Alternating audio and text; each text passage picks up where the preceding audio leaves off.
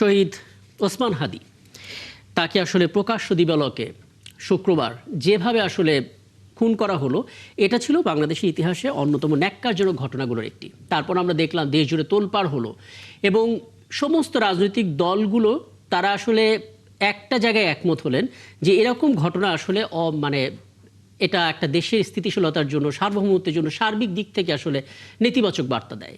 তারপর কথা হলো, আন্দোলন হলো, অপরাধীদের কবে পাওয়া যাবে, এবং শেষ মুহূর্তে আমরা দেখলাম আজকে ধরা পড়লো দুজন অপরাধী, ফয়সাল করিম এবং তার সহযোগী আলমগীর, যারা আসলে খুব দাপটের সঙ্গে সেখান থেকে ফেসবুক লাইভ করছিলেন যে পারলে আমাদেরকে গ্রেপ্তার করো, এবং ফাইনালি গ্রেপ্তার হলো। কিন্তু আমাদের এখন প্রশ্ন, তাদেরকে কিভাবে আমরা দেশে ফিরিয়ে আনবো? ধন্যবাদ আপনাকে, আমার সহ আলোচক এবং ৭১ টিভির দর্শকদেরকে।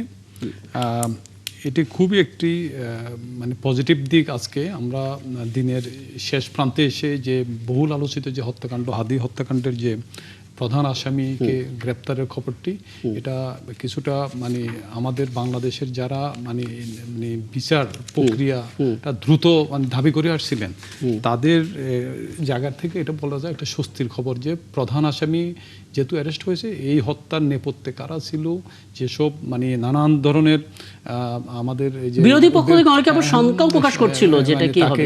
মানে সবচেয়ে ইয়ার মজার বিষয় কি, মানে এই হাদি যখন ভারতে পালিয়ে গেছে তখন বাংলাদেশ থেকে বলার পরও কিন্তু ভারতের মানে পুলিশ কিন্তু তখন বলেছিল যে ভারতে তারা নেই, মানে তখন তারা কিন্তু অস্বীকার করছে।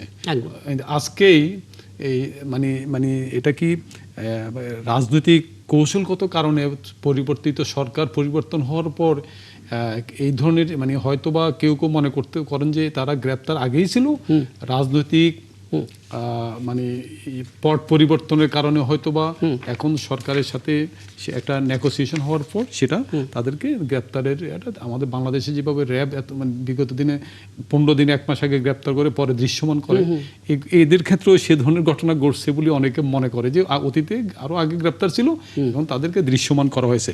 আবার এইদিকে আইএসপিআর থেকে বলা হলো যে এটা প্রতিরক্ষা গোয়েন্দার তথ্যের ভিত্তিতে তারা তাদের। আমি এই যে কনফিউশনটা একটু পরিষ্কার হয়ে আসি।